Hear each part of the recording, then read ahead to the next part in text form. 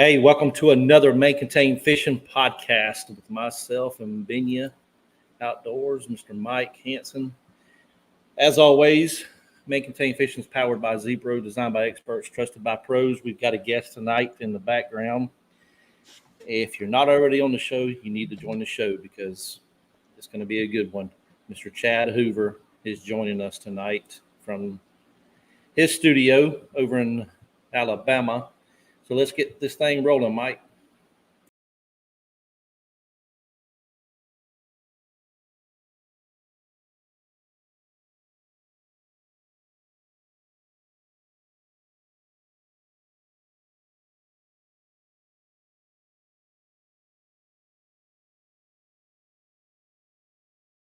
We're going to bring Mr. Chad Hoover on and get things rolling here.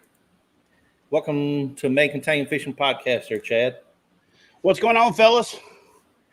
Hey, probably the most anticipated guest we've had in a long time. I'm not going to lie. Yeah. Appreciate that. Yeah. And as always, folks, if you're listening on Facebook, make sure StreamYard likes your Facebook so you can comment under your name, and we'll post this to Spotify come Monday. So just kick it off, Chad. Just tell us, hey man, you're here on the show, and it's your hour. How about that?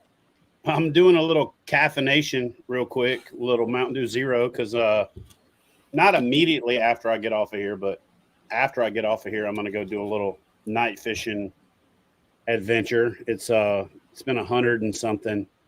I got in the truck this morning. Let me see if I got this picture. I want to show you guys this. Got in the truck this morning, and it was hot, to say the least. Well, I can't find the picture, but it was 127 degrees in my truck. You know, of course, that's the greenhouse effect, but it was 101 outside today. And the bass don't really like that, and fat boys don't really like that either. And so nighttime is the right time for me. You know, I've been doing really well on the buzz bait.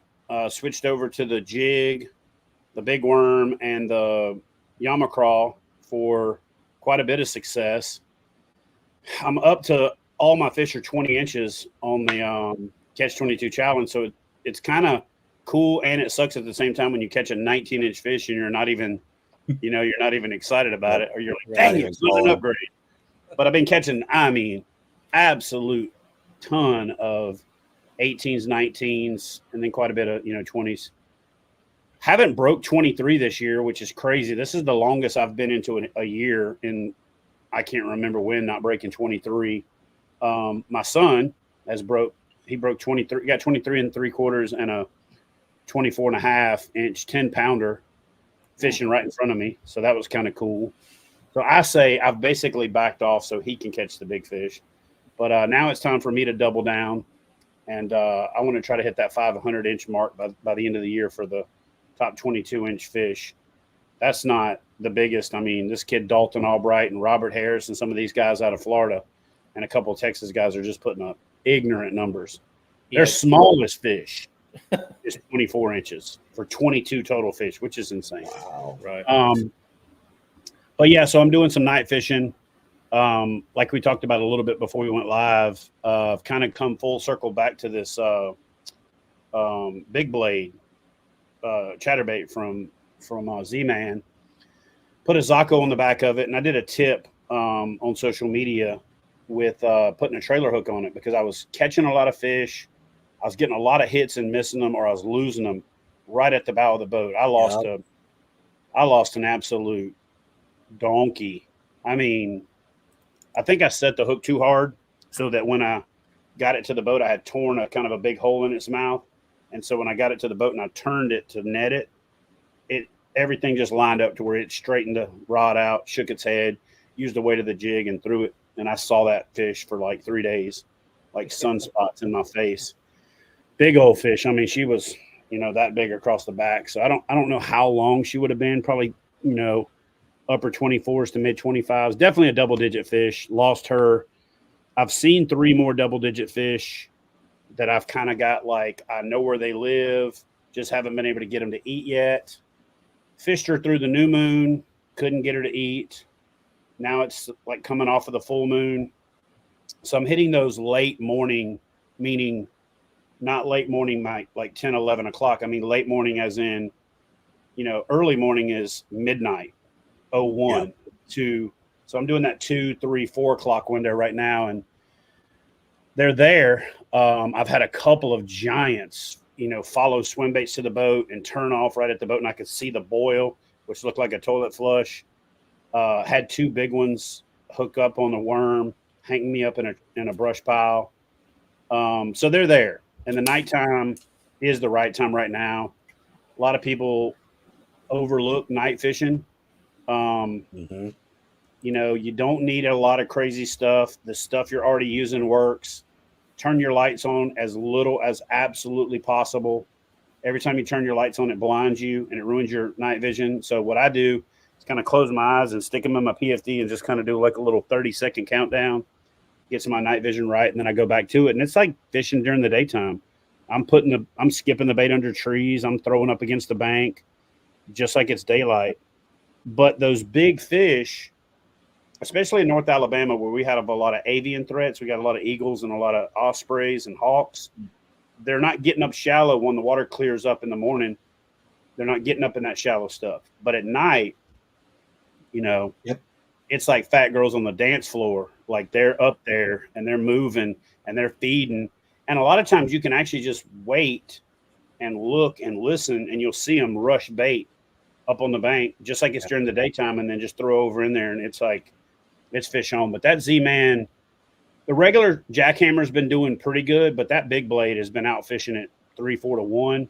And the cool thing about it is, you throw it out and you hold your rod tip up and you just slow reel it, and it moves your boat too because it creates so much drag.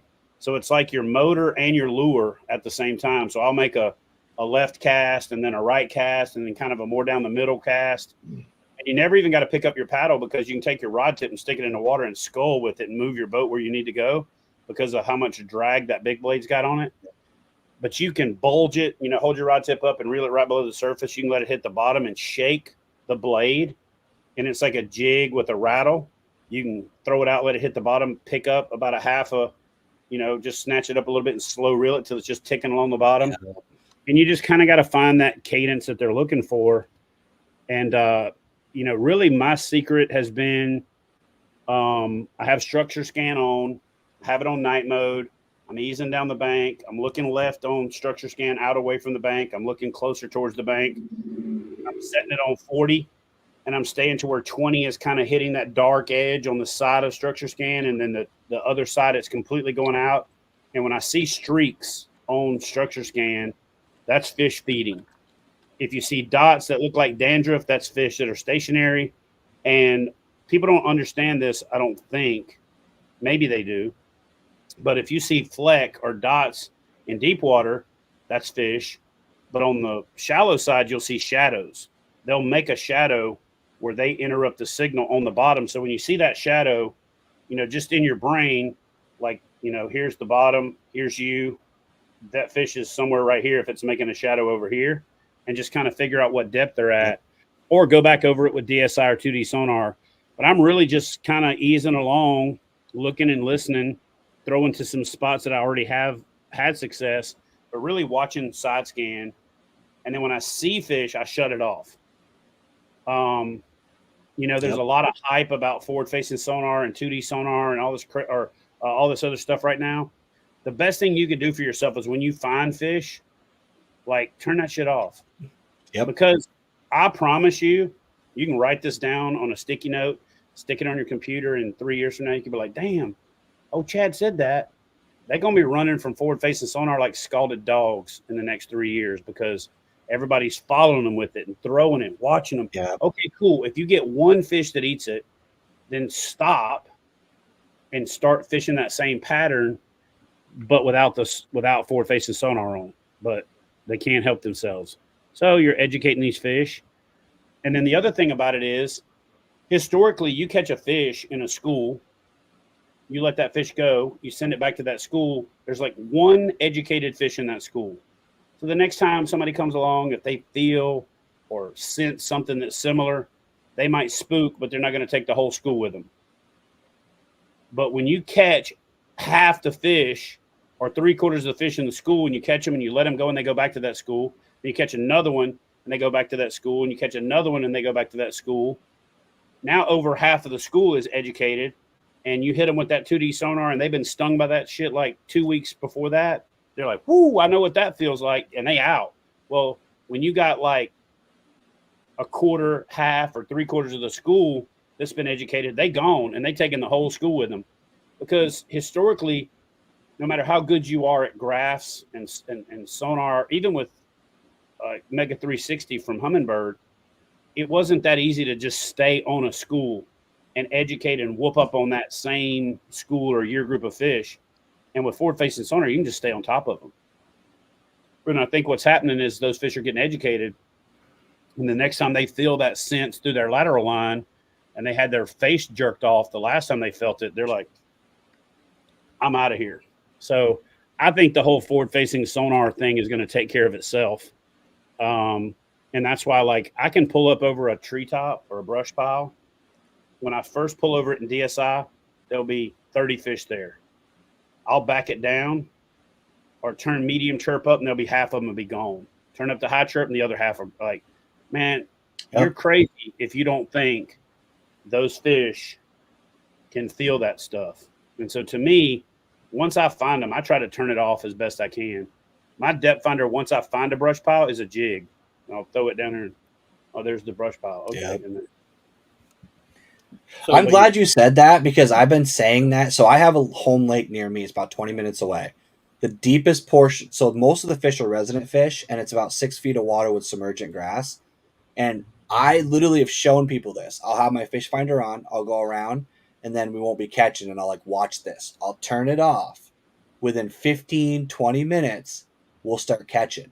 And I'm like, and they're like, why? And I'm like, because it's the two things that you said that actually both coincide. One, nighttime fishing has two advantages. One, like you said, they're not worried about predators, but they're also not worried about humans, because there's also a lot less dudes slamming their boat compartments. There's not people out there blasting music.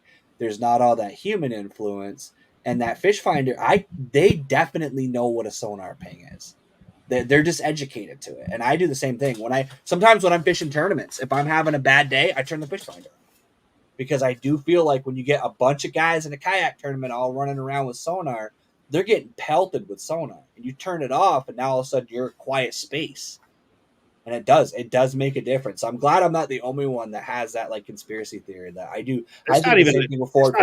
It's not a theory. It's a fact, in my opinion. Like, I've seen it. You don't have to convince me, and you can't argue with me about things I've witnessed to myself. Right. I've dropped an anchor off of a brush pile and a rock pile, and then have a bank, and I can see that the fish are moving in kind of like a triangle motion. They'll set up on the brush pile. Some bait will swim between the brush pile and the bank. They'll run that bait up. They'll follow it down the point. They'll get out on the point, try to come from the other direction, run it up over that point, and then they'll set back up on that brush pile. And I think of the brush pile as kind of like a bench, right? Like in a basketball game. They're out there in the game. They're running. They're playing the game. All right, you're on the bench now. And there's somebody, So, but I've literally been sitting there watching a brush pile, turn my sonar down to like almost nothing, have it in the leading edge of my cone, have a boat coming across the point, staying out wide of me, go past me with side scan on, and I watch the fish leave the brush pile. And then I sit there 10 minutes, so I'll turn my sonar off. I wait 15, 20, 25 minutes, turn my sonar back on, brush pile's covered in fish. Guess what? Start to see less fish. You're like, damn. Go from 255 to 80. You see less fish because the signature's not as good, but then you can just watch fish continue to leave. Turn it off, wait 15 or 20 minutes, play the old buoy game, or just kind of know where it's at. Throw a drop shot over there, throw a Senko over there and let it flutter down to it, throw a jig, fish on. So they definitely get educated to sonar. Yeah. Let me ask you this question. Do you ever use the old school method of the buoy drop? Oh, do I? No. Do I never would be a better question. Like I use that more than anything else. There's a buoy in my black pack like all the time. And this is one of the best buoys there is. Take some old braided line and a duck weight and wrap it around a Mountain Dew bottle. You ain't got to go buy a buoy. Just that little skinny spot right there holds line. See them little ridges? That holds line perfect. And then you just basically mark it. Just make sure you pick it back up when you're done. But yeah, I use buoys a lot. A lot. Yeah, because I find myself running side and down a lot. And then when you find them fish, you catch one or two fish out, then you kind of circle back around after you're through measuring them and catching them, and you're set up on them again, and all of a sudden, okay, where'd the fish go? Yeah. I think it's because of the fish are getting weary of the ping signals, just like the summer. I don't think they're getting weary of it. I think as soon as chirp came out, fish really started getting more sensitive to sonar.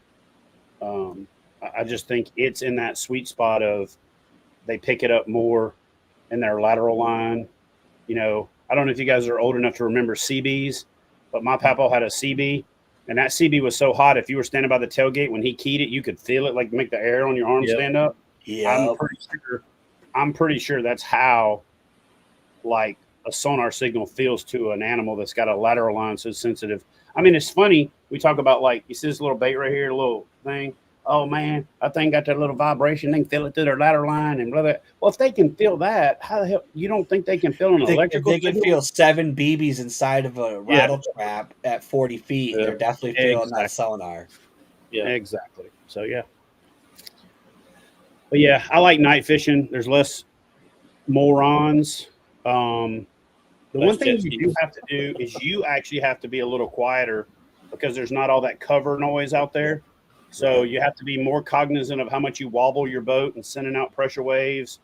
You can't drop stuff in your boat. You can't bang your boat with your paddle. Even once you land the fish, you got to be a little bit more discreet about it, or that whole bank is blown out for, an hour and a half, 2 hours, and you can come back later. But yeah, I'm very, very cognizant of how much noise I make, how much I turn my lights on.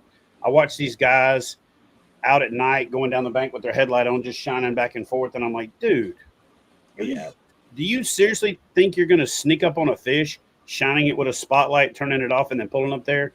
Like, that light hit the bottom. You know what I mean? Yeah. No ifs, ands, or buts about it. And so I think a lot of people don't understand how much light pollution is a problem when you're night fishing. I turn off everything. I turn off my battery indicator light on my cameras. I just don't want anything messing up my night vision, and I'll turn the camera on after I catch a fish. I tried to play the game of filming it and turning my headlight on after I hooked one. I actually just posted like a little clip on Facebook earlier, about 2 hours ago. But it's just problematic because you catch a fish, you turn all them lights on, you just blow everything out, which I'm going to do some more of it because I really want to show off like how freaking awesome night fishing is.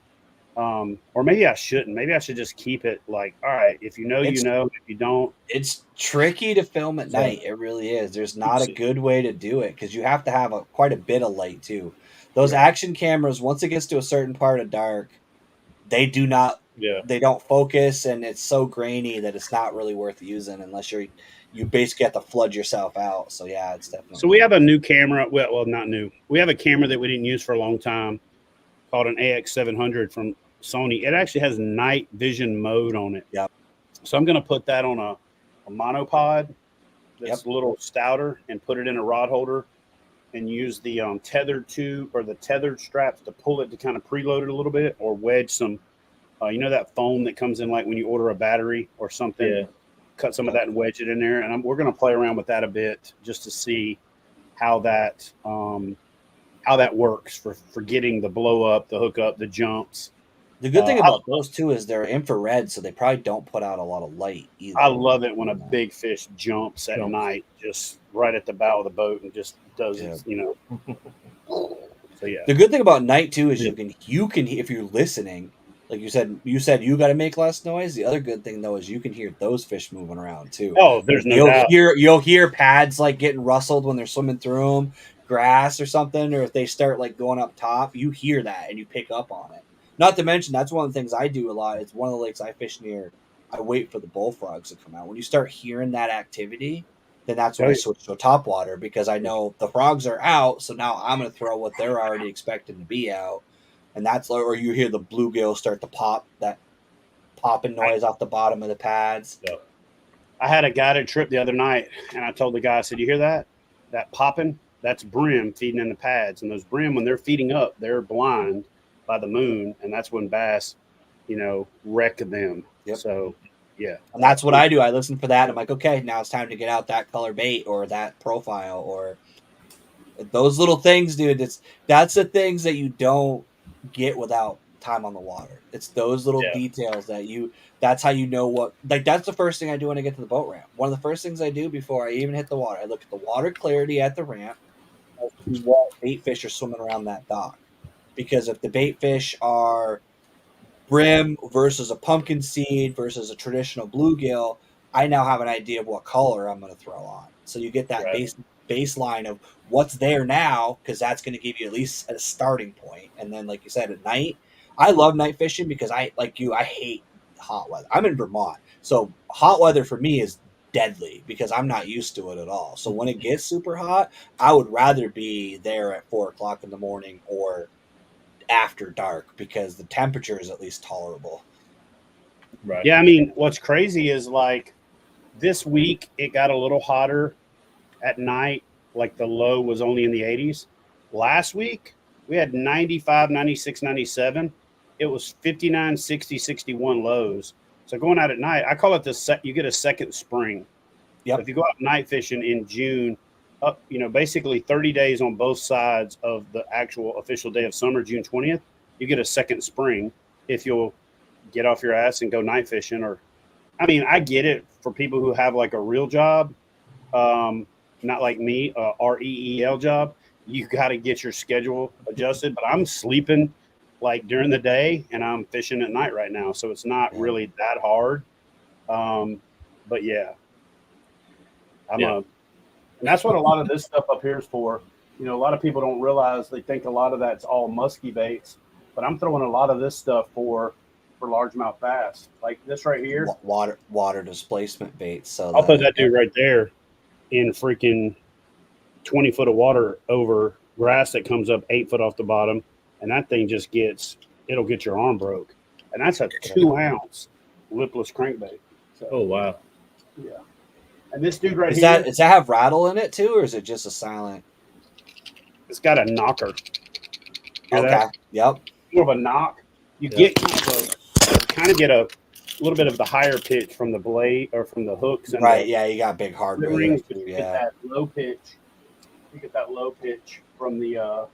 So I have the black one in the kayak, but this dude right here, the whopper plopper in the full 130 size, man, they murder that thing at night. And you'll catch fish sometimes that might be only that much bigger than the bait. So it's not even just one of those like you got to have a 20 pounder to eat it. They'll little 2.5, 3 pounders will eat that thing too. That's a big misconception with those baits. Like I catch a lot of 12 inchers that their mouth doesn't even fit around the bait. Oh yeah. Yeah. It's like they don't care. That's like me running up trying to eat you. It's crazy. It doesn't even make any sense. Exactly. They do it. Yeah. Trying to think. What's really funny is when you catch like a rock bass or a perch on it, and you're like, "What were you trying to accomplish?" Yeah. All of these baits, man, they're all baits that I started out. I bought them as musky baits when I lived in Tennessee, but every one of them, with the exception of maybe some of this goofy stuff that it probably will work. I haven't caught bass on them, but like this little thing right here, which is like it's like a custom bait from a guy out of Wisconsin, but it's got a little small prop on the front, a littler prop in the middle, and then the same thing backwards in the back. And the hooks stay out straight on the back right here. And then this one swings, but it's got clank, it's got buzz, it's got plop, it's got it all, and they will murder that thing. And it's a musky bait. But I love fishing stuff like that. So Chad, I saw a video that you put out with a buzz bait the other day that had a trailer hook on it. Mm-hmm. Didn't you put a trailer hook on a buzz bait? Yeah. So does that affect how the blades run or no? It's almost like a spinner bait. So when I tear up a frog, the double hook frog hooks that go through a hollow body frog, I take those and put a piece of heat shrink over the eye, then put another piece of heat shrink over the eye. And a lot of times I'll hook those to a buzz bait because now I got like a triple threat. I got the regular hook running, and then I got the two behind it.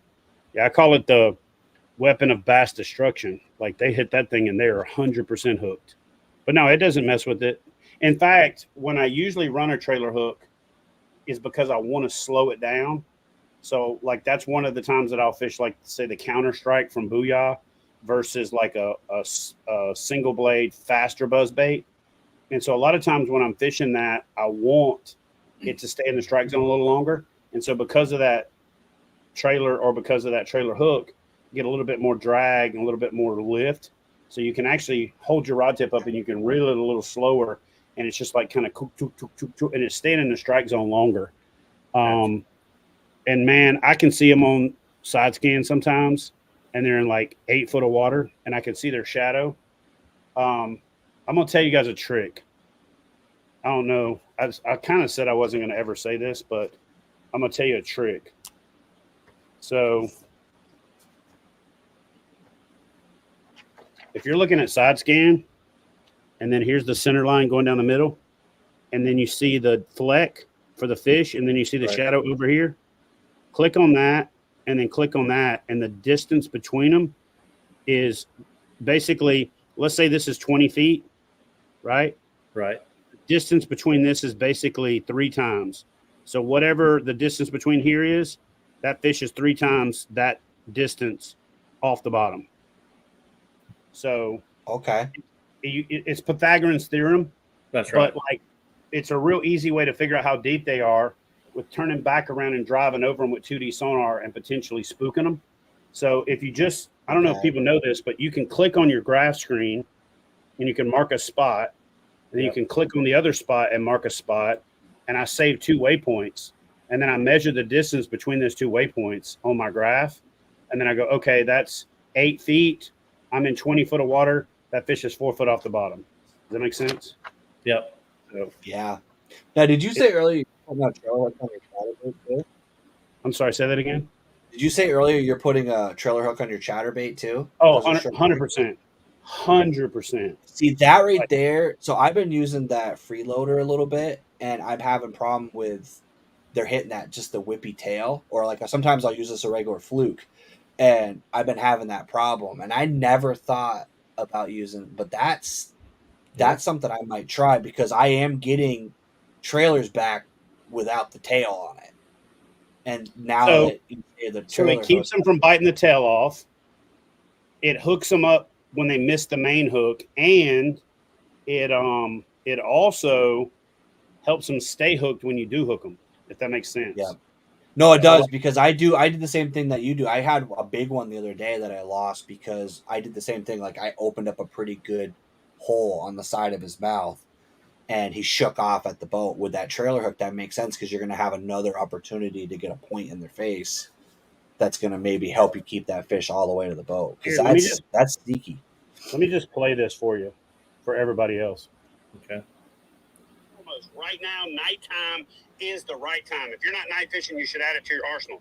And one of my new favorite lures for nighttime fishing, I've been a big spinnerbait blade for a long time, but this big blade chatterbait from Z-Man has upped my catch rate substantially. But let me show you another tip. Add a trailer hook. Add a trailer. Obviously, my favorite is the Yamamoto Zako. I put it on first, and then I put the trailer hook on there. And guys, not only does that increase your hookup ratio, it definitely increases your keep them hooked up ratio. So the 1, 2, 3 punch is go night fishing right now. Throw the Z-Man big blade chatterbait and add a trailer hook to it. And you want to add the one with the eye because of the way chatterbaits rock back and forth. You don't want it free swinging.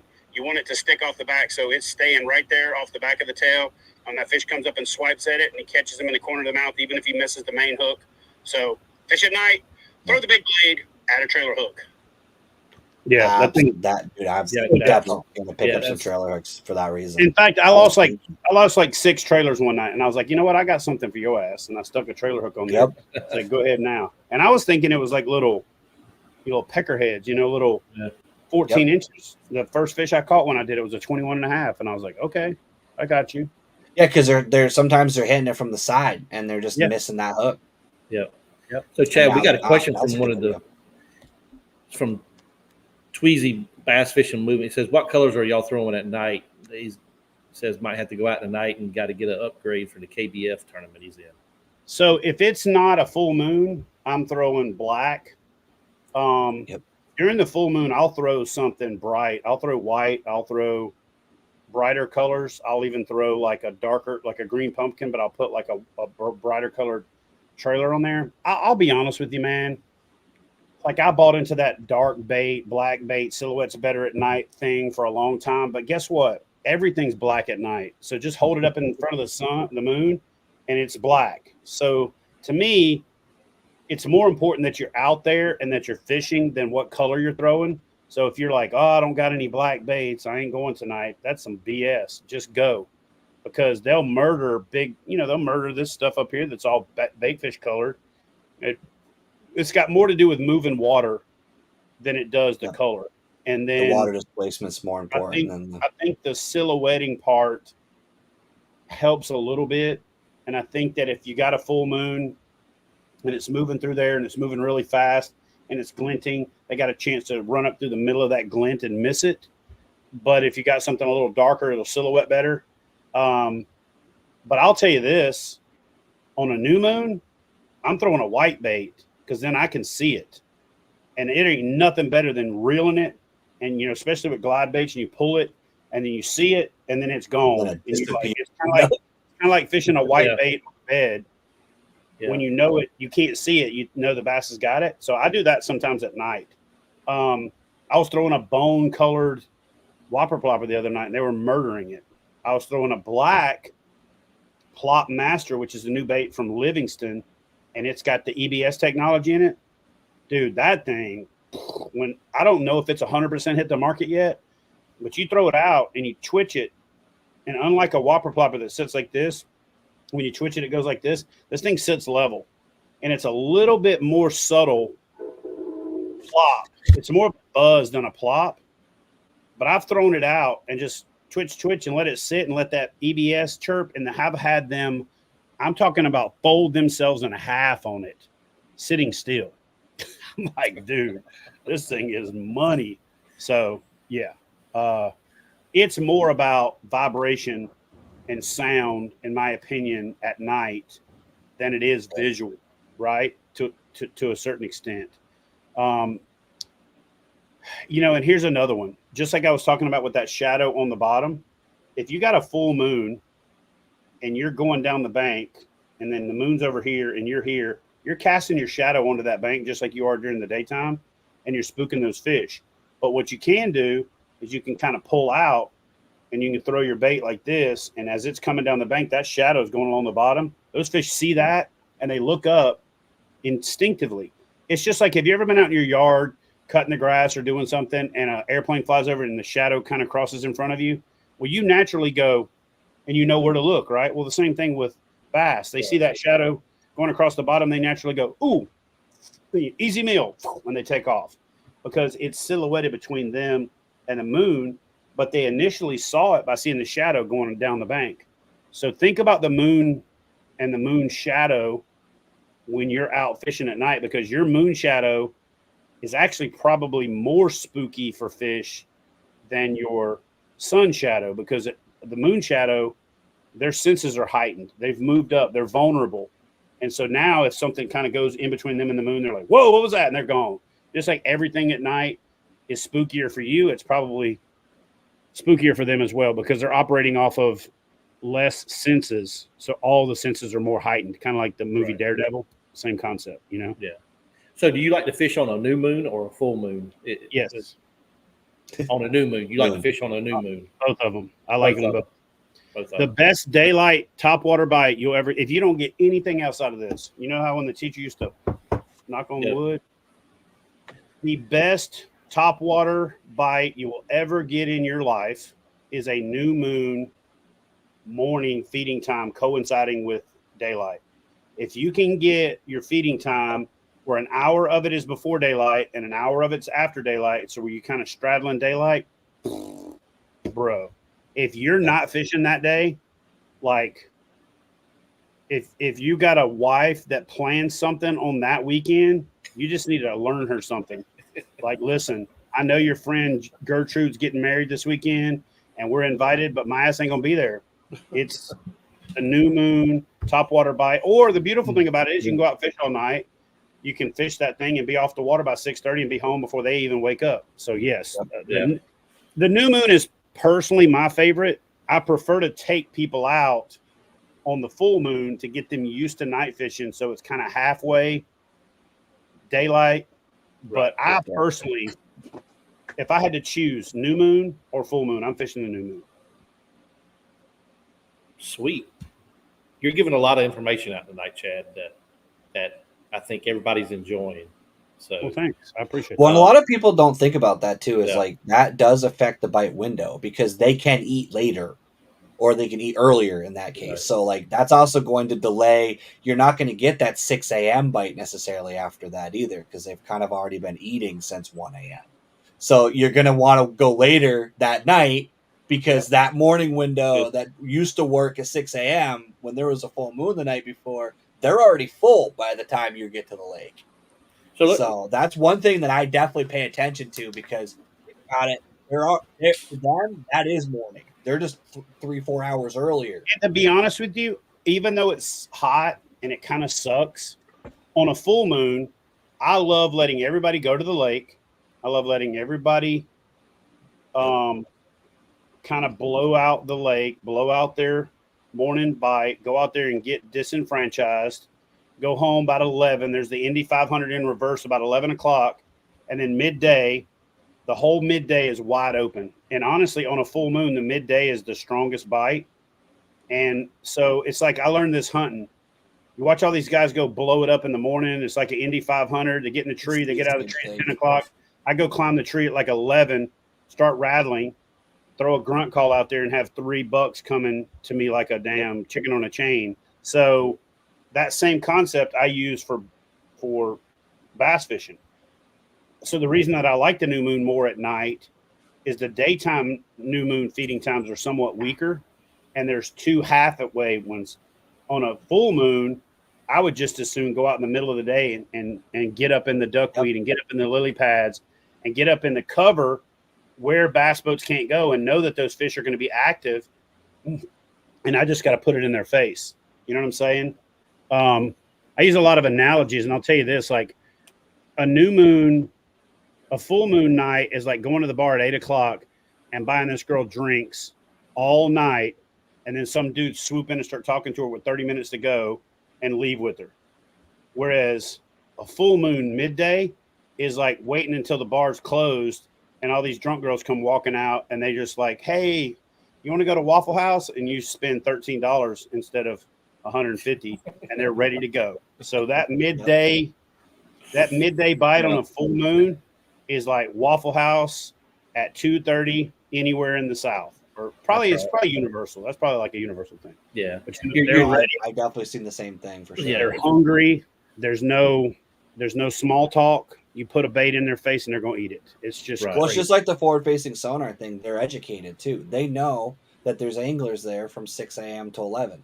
And from 11 to 3 or 4, there's probably pontoon boats and jet skis out there, but they're not getting hooks in their face. And they're not necessarily highly intelligent, but if you think about it, if every time you go to eat something at 8 a.m., you get a hook in the mouth, but every time you eat something at noon, you don't, when are you going to start eating? Yeah. Bass are just working off of what is danger, and if it's danger during certain windows of time, I've had the same thing. I got a lake near my house that I will never go to before noon because I will not catch a damn fish from daylight till noon, but from noon to 4, you'll slam them. It's just how that lake works. And what I look for is I look for matted grass. I look for lily pads. I look for what I call non-bank shade and cover because everybody's going to beat up the banks. But if you watch the video where I caught the 10-6 last year, that was all duckweed. So that water was 3 foot deep with little rises to 1.5 foot, 2 foot and little saddles to 4, but pretty consistently about 3 foot deep. And I had marked out the ditch that ran through this flat in the wintertime. So go out in the wintertime when all the grass is dead and kind of look for the ditches or zigzag back and forth. And when you see your graph, do this dip, mark both sides. And so if you go out in the wintertime, and let's just say that this is I'm just going to do a little quick.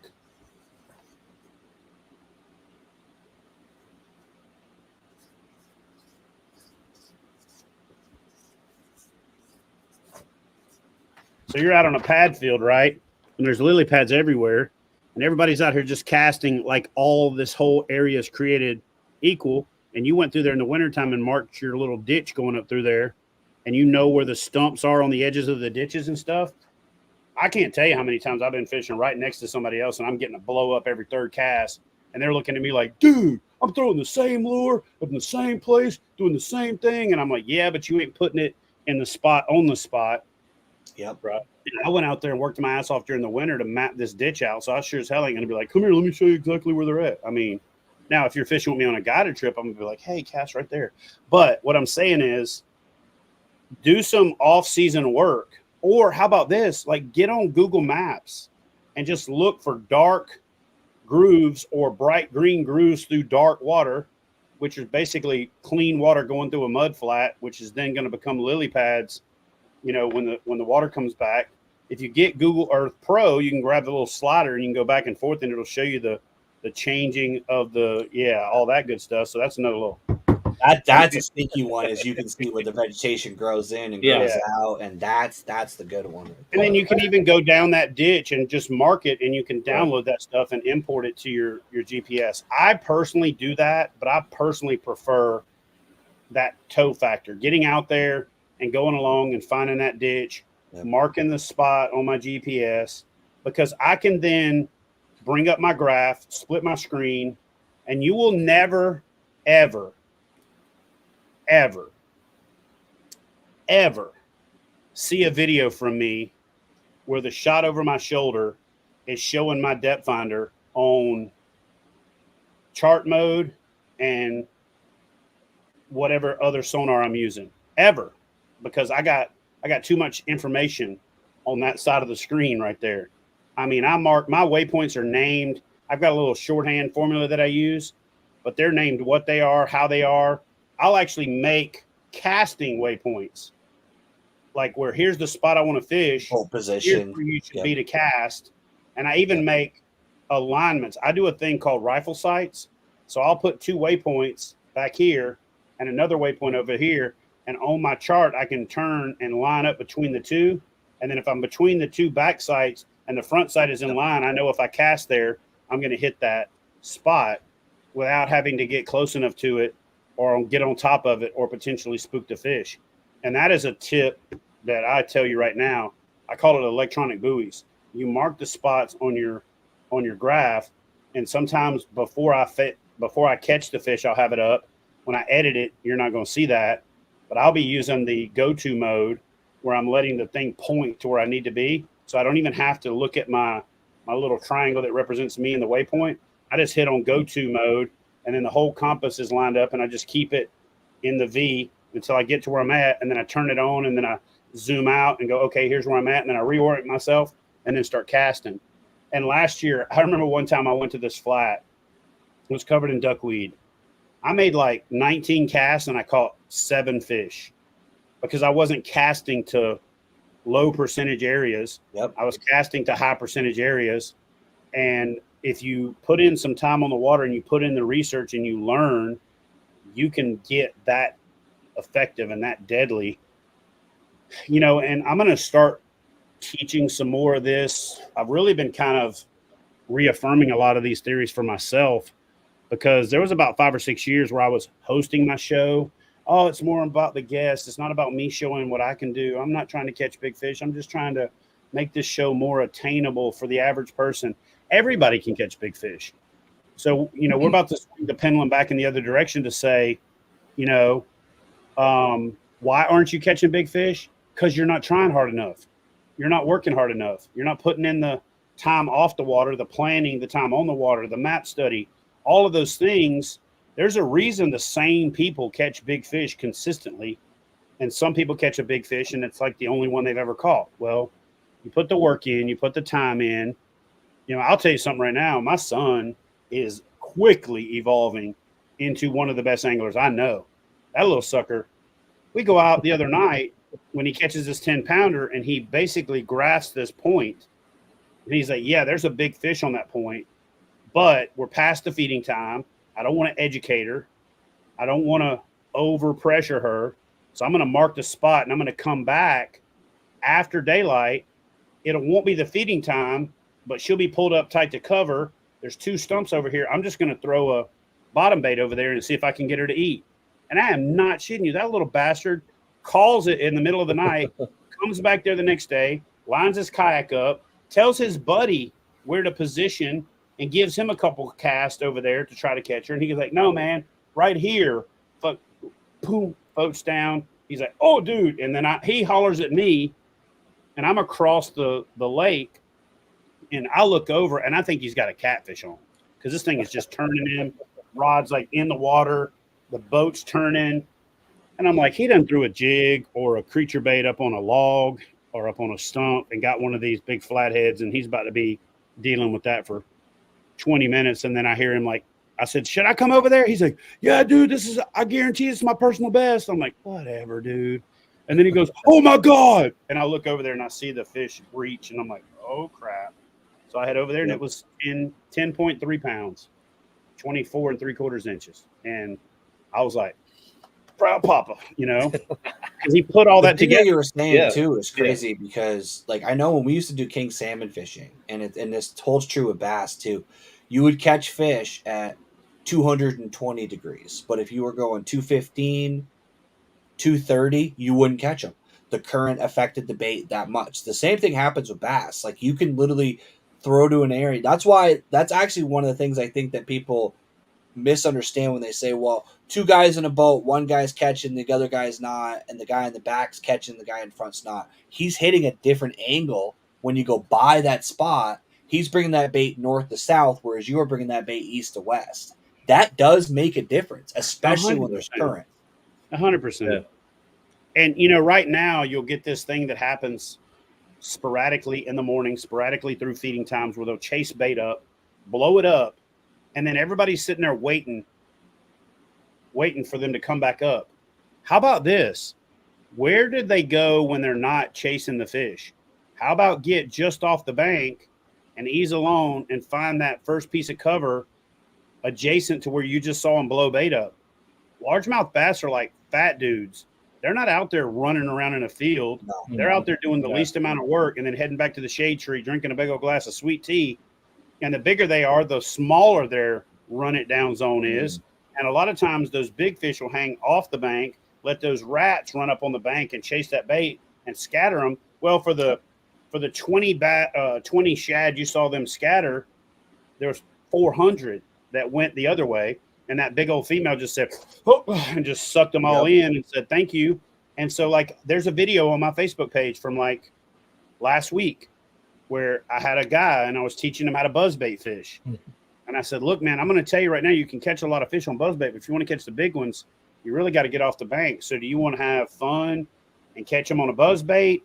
Right now we got these, it's not fry garters, but what it is you got these young of the year bass, and those bucks will eat the crap out of those young of the year bass after the fact, right?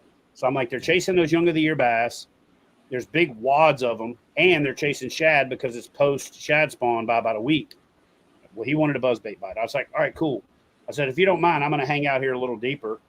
And I backed out, and I saw like a rock pile, brush pile combo, threw the Ichi worm from Yamamoto past it, scooted my rod tip until I touched it. And as soon as I felt cover, I just laid my line on the water and did nothing. Because right now, do nothing is a big thing. It's just let it video about that. I made a video about that with the wacky rig. Yeah. I'm like, leave it alone. I'll tell you this.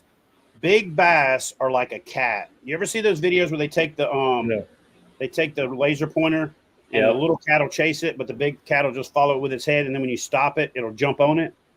Well, letting a bait sit is the same thing as taking that laser pointer and moving it around and then just dropping it. And so what I'll do a lot of times is I'll do an agitation cast where I'll throw a chatterbait through there, a lipless crank through there, something like that through there a couple times. Then I'll throw a worm back in there, boom, let it hit the bottom, scoot it up till it hits cover, and then just lay it down and just wait. And I mean, it was 40 seconds between the time that I stopped moving it and when that fish picked it up. And I know you probably think you let your bait sit a minute and a half. The next time you go out there, like, count it out while you're letting it sit. You're moving your bait every 4 to 7 seconds. And if you let it sit 30 seconds or more when you know you're in the strike zone, bro, you're going to get your arm broke. Because right now it's the law of conservation of energy. They don't want to run something down and expend more energy than they're going to get in caloric return for the amount of energy that they expended to go get it. They'll wait till night, or they'll wait till something comes up easier on them. That's why crawfish and bluegill and brim are more targeted during the summertime, because they have higher fat content and they ain't got to run them down. They wait. They wait, and they let them fish get close enough, and then they just, it's like you ever seen the female pride of lions, where the females are out there running through the grass like as a group of 5 or 6, and they're running these gazelles down, and the big male's laying down in the grass and just waits for one of them to run by and just paws it, smacks it to the ground and grabs it by the throat and just walks away. It's the opposite of that in the bass world. The big females are the ones that are sitting up there waiting, and the little dumb males are the ones running around chasing stuff everywhere. Yeah, they got that big because they didn't burn off all their energy chasing food. Exactly. That's right. So you're talking about ditch fishing earlier, Chad, in lakes, but let's break it down to the river side a little bit. Here in South Georgia, the rivers are real low right now. My attention's to them ditches along the banks, right? And when the water level gets back up, that's what I like to fish is dragging them ditches, or throwing the buzz bait up there in that ditch and just rolling it out. But you're talking about a buzz bait bite, they'll hit it offshore, which a lot of my river fish come off about 6 to 7 foot in the middle of the river, because the fish is following it out and just waits till it gets in the middle of the river to hit the damn buzz bait. But is that a good philosophy about learning an area when the area is low with water? Is go ahead and map it out and get things kind of set in your mind. So in the rivers, like what you're talking about, if you think about it, if a log starts floating down the river, eventually it's going to turn sideways and it's going to float until it's like a dog with that bone in its mouth trying to go through a door. It's eventually going to catch. Well, then what's going to happen is the next log coming down is going to catch on that log. Then the next log coming down is going to catch on that log. If you're ever looking down a river and you see water's all kind of got some nervousness to it, and you see a slick in the middle of the river, cast there. Yeah. Because there's a log jam or something that's creating turbulent eddies on the edges, but there's a big slack water area. And, if you're trying to catch spotted bass or smallmouth, you want to be in the push water. You want to be in the, in that faster stuff. You want to catch big, fat, largemouth. They're in the slack water. They're lazy. Right. And, man, the best spot on damn near every river is the middle, because it's the part that gets the most overlooked. Everybody beats up the banks. But you throw a jig or a big worm out in the middle of a river and scoot it till you feel something and stop it. Let the current grab the line and move it back down the river a little bit and just hang on. So I firmly believe I fish the river middle to bank, not bank to middle. Right. Especially with topwater, because they're laying out there lazy. Here comes this slurp, slurp, slurp, slurp, slurp thing coming along, and golly, do you get some violent topwater bites. Now, you're going to get some on the banks too, don't get me wrong. Right. But there's just something about middle of the river, completely overlooked water that everybody runs through, but nobody really fishes. Right. Yeah, because especially on the Geechee River, which is back behind me here, and you're familiar with it because you got to fish it recently, being down here with your parents. You see all these brim fishermen, redbreast fishermen, they're just steady throwing to the bank. But I like to get on the bank and throw back to the middle of the river. Just because I was taught that away from my grandfather and my uncles, things like that. Well, I like to ease up current, cast up current, or cast against the current and bring it with the current, because that's what the bait's going to do. Right. And I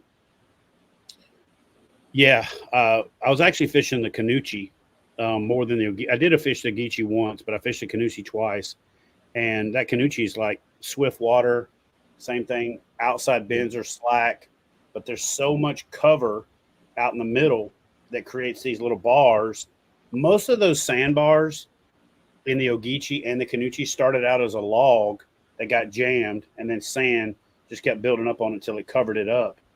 But initially it was a log jam or something that created a current break for that sand to pile up on. And then, on the Geechee specifically, one of the more successful places there, I used to have an uncle that lived there, and he would fish it a lot. I didn't fish with him a lot, but we would compare notes. On the Ogeechee, man, it was almost exclusively shell beds where I did really well on the good bass. And most of the shell beds are on the predominant down current side coming out of a creek drain. So if a creek drain comes out into the main deal, when it comes out and turns to go with the normal current, that inside of that bend is going to be a shell bed. And if you can get up on those shell beds, and the best way to fish them is to not pull right up on them and fish them. The best way to fish them is just, so if this is the current coming and going like this, is to sit over here facing the current, throw across that shell bed and bring it down, but not up in the creek that drains it, but throw across it and bring it across 45 it, yeah. Oh my God, that's the way to get your arm broke. And man, I'm gonna tell you something that doesn't get fished enough on the Ogeechee, but it is deadly, is like a square bill or like a DT6 over those shell beds. Bruh. And you can throw a spinnerbait 12 months out the year on those rivers. And people just don't. They just don't. You know what I mean? Yeah, but we're a lot of these guys, Texas rig worms, because the current, when the river's up a little bit, the current's a little fast, and they're just pitching and flipping whatever laydowns. But I've learned going from a boat world to a kayak world is just like you said. I throw a lot of, I don't throw a spinnerbait as much, but I do throw like a 2 to 4 foot, maybe like a hybrid hunter or a small crankbait like that. Yep. Just something, because it I don't know it. I guess because of there's so much brim population in there that's what they feed on more. Man, I'll tell you, hybrid hunters are sneaky. You can do some sneaky stuff with those hybrid hunters for sure. I'll tell you something else that's like absolutely deadly on the Ogeechee. I didn't get to try it as much on the Canucci. My buddy KK, who I grew up with, is like dialing that river in pretty good. But on the Ogeechee, tubes, man, throwing tubes on that joker and swim jigs. Holy crap. Yeah, but putting an egg sinker in a tube, putting an earplug in the back of it and rigging it weedless and just throwing it out there and letting it fall straight down and then scooting it across the bottom. It looks like a crawfish when it's on the bottom, and it looks like a brim or a bluegill when you're reeling it back to the boat. Man, that is one of the most underrated lures on those type of rivers. And then, so a tube, but then a swim jig. Everybody kind of overlooks a swim jig because chatterbaits have gotten so popular, because it's like it gets down faster, it has less resistance, but it creates that bluegill brim profile when you're swimming it. But you let it hit the bottom, now it's a crawfish. You know what I mean? So swim jigs are really, really, really deadly in that tannic water. And especially when you got those fast seams and that fast current, throwing it in those seams. Holy crap, dude. Oh my God. Well, the beauty of a swim jig too is it becomes, it's like I've started doing a bunch of videos because I do a lot more kayak fishing than from my bass boat. The swim jig is a versatile bait because people don't think about the fact that a swim jig's a jig. So you throw that into a laydown and drag it and then swim it back. So now you've gotten 2 different retrieves in a single cast. So now I don't have to have, when you're in a kayak, you're limited on how many rods you can have. So when you're in a tournament, actually you got 3, because if you'll pitch it up and let it hit, and then as it's swinging and you raise your rod tip, as it's swinging into cover, that's one retrieve. Scoot, scoot, scoot, pause, scoot. I actually just did a Facebook post called Scoot, Scoot, Pause, Scoot, Scoot, Pause. And like scoot, scoot, all that's there to do is to kick up the silt, not stroke it. You're not jerking it up off the bottom. You're just scooting it along to kick up some silt, to make that fish go, what was that? And then you scoot it again to really give them another location, and then pause it. And as all that silt dies away and your bait sit there, and all you got to do is wiggle it, not shake it. I'm talking about just barely move it. They whack it because they feel like it's something that doesn't know they're there. And then after that, if it doesn't work, you slow roll it. And then slow roll it. Is they'll come up on it, and if they're not quite sure about it, they're pinned on it, and then they see it start to swim away, and it aggravates them, and then they go smash it. That's why I love the swim jig, because it's a very good, like, versatile, multifaceted bait that you can throw. And you can throw it, get a bounce, scoot, scoot, pause, snatch it up off the bottom, start to reel it a little bit, and then let it swing back in. Boom. Scoot, scoot, pause. You can get 3 or 4 of them out of one cast, and you're covering the entire water column. Right. And man, I'm going to tell you right now, I've been using a Yama crawl on a swim jig to get that extra resistance and that extra surface area to get that lift, so I can reel it a little bit slower. And it looks like a bluegill, like coming through the water, but it's a crawfish bait, but it's giving that bigger, thicker, that more pronounced pulse, whereas the shad's got a little vibration signature, and a panfish has got that broader body, so they got a broader, vibration profile. They got a lower frequency but higher intensity. That's why Colorado blades, have historically done really well pre-spawn, through the brim spawn, post brim spawn, because they imitate a bluegill or a brim or that panfish body really well with that thicker, more pronounced, thump versus a flicker or a vibration. At least in my opinion, Well, guys, we've been going for about an hour now. Chad, I know you got to get ready to get on the water. Hopefully you'll catch a 25-incher tonight, man. I want to see it on the new Yak Attack board, though. Unfortunately, I got a bunch of the prototypes. You don't have the new one? So I didn't get – and rightfully so. I was like, send it to the other tournament directors. Yeah. But I didn't get one with the new double tape on the front. And I don't have one that's got actually, hold on a second. Give me 1 minute. You sent him down a rabbit hole on that. Oh, yeah. But yeah, so if you guys, worth you guys tonight, can probably all go back and replay this one and start writing some stuff down. So the ones I've got is what you do when you're prototype testing stuff. Is we've got different thicknesses, different orientations, different marks. So this was the process. See how this band right here is different. Yeah. Like we played with all of that with glare and with indicator markers here and alignment stuff, and so I've got 3 boards, but all of them are prototype markings instead of the official. And then like mine, you see how much more glare it's got? This is way shinier than the final version. And so instead of going out there and taking pictures that are going to get a lot of attention, I actually spoke to John today and said, hey, get me some, get me 2, one for me and one for Austin, like final version. I've got 2 other versions, one that's pretty close to the final version and one that's like really close, but it doesn't have the double take fence on it, and it doesn't have the leaderboard bracket for the identifier holder. But as soon as I get them, then I'm going to start using them and putting some big fish on it. But gotcha. Yeah, I think that turned out really well. I love the fact that this world we live in has got options. I'm a big fan of Catch. I love everything about Catch.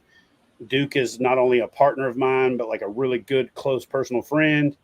I think they saved Catch Photo Release at the time when the hog trough was shit. That to Daniel earlier.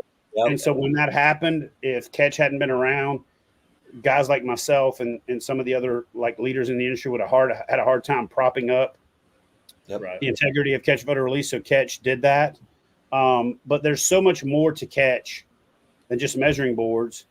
And, and it's not a vindictive thing that Yak Attack is making a leaderboard. It's like how business works, Right. and Duke and Luther both talk about it. And they're like, there's going to be some actual shared stuff between the two boards. And it's really what I love about this industry and especially our community is because outside a few clowns, for the most part, it's like a big family and everybody's trying to work towards everybody's, mutual benefit.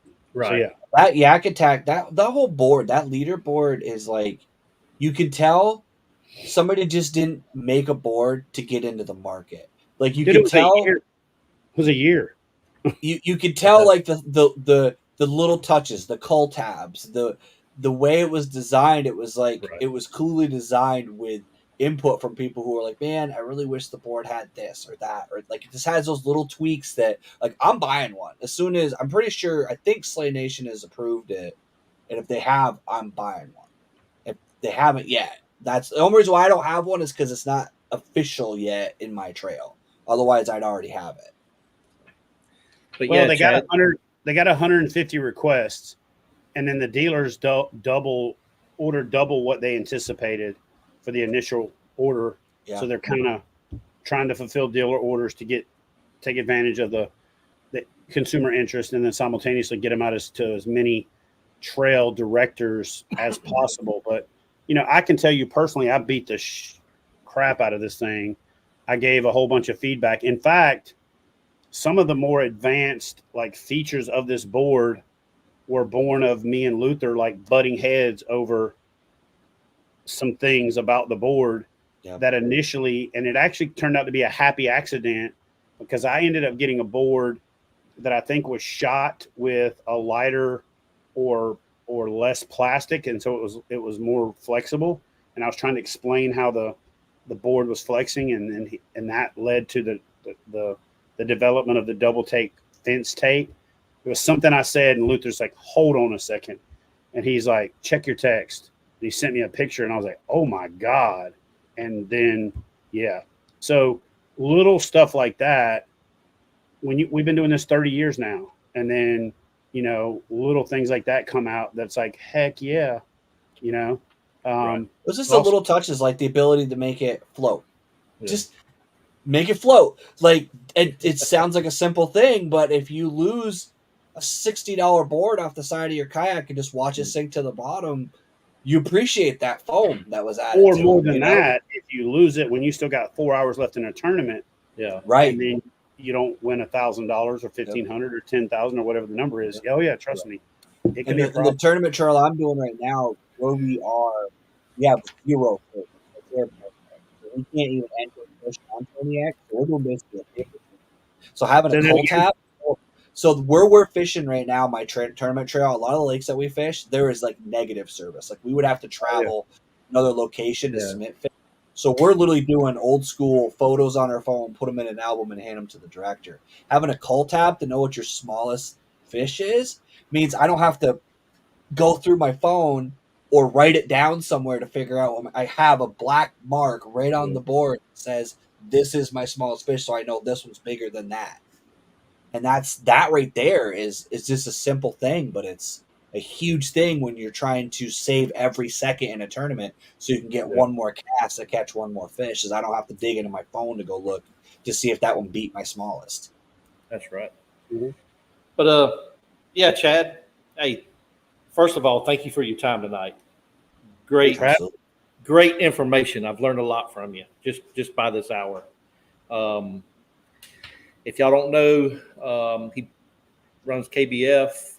Go over there, fish some of his tournament series. You've got the Catch 22 going on. You've got what's the other one you got going on? The Knucklehead tournament. You still got your state challenges going on. So if you don't know who this man is, you need to start watching some more YouTube, because this guy is everywhere on the YouTube world. So if there's somewhere that I wish you would start, that is to go to Fishing Chaos, search for Kayak Bass Fishing. When you get to the Kayak Bass Fishing page, click on this tournaments button right here. Once you click on that tournaments button, you're going to see I'm inside a block building right now, so that's why this was crap earlier. You're going to see this challenge called Fish Ops Catch 22 and Catch 5. Click on that, and when you see the 2020-24, click on that. Sign up for that. That's going to get you started. It's going to help you learn everything. It's for a ridiculously good cause. We're giving away kayaks every quarter. I just gave a kayak away, and the gentleman who won it donated it back. So we're about to give away a New Canoe Unlimited again in the Unlimited challenge, where you can catch as many fish as, kind of almost like Major League Fishing style. We can catch as many fish as possible. That ends the first time the last day of June. We've got 464 entries. We got 20,080 fish entered so far. Last year we did 22,350 in the whole year. It's June, about to be July, but we already have over 20,000. And so the more we can get, the more I can go to sponsors and say, hey, look at the impact. Look at how many people are participating.